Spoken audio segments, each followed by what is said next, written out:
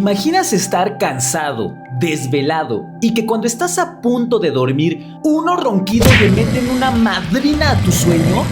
Y es que eso fue justo lo que me pasó hace unas semanas que viajé a Tequisquiapan a celebrar el cumpleaños de mi amigo Isaac. Llegué un poco tarde porque fui a una presentación de la amiga de mi esposa, en donde vi algo que me dejó traumado. Una chava que hizo danza capilar. Es algo que jamás había visto y que les juro que sentía que en cualquier momento se le arrancaría el cuero cabelludo. Pero bueno, me estoy desviando del tema. Eso no era lo importante. Regresemos a la fiesta. El caso es que, dando exactamente la 1:30 de la mañana, decidí irme a dormir. Me puse la pijama y en cuanto me acuesto, les juro que no pasaron ni 5 minutos cuando un amigo que estaba a mi izquierda comenzó a roncar.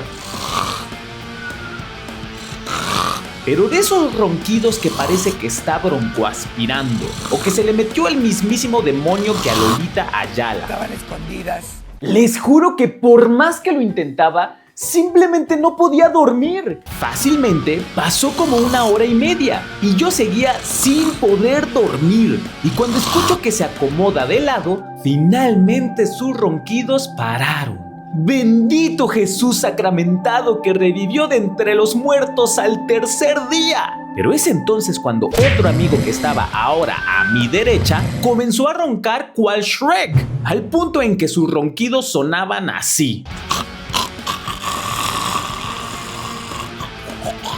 En fin, al día siguiente, además de estar desvelado, provocó en mí la duda de por qué hay gente que ronca así.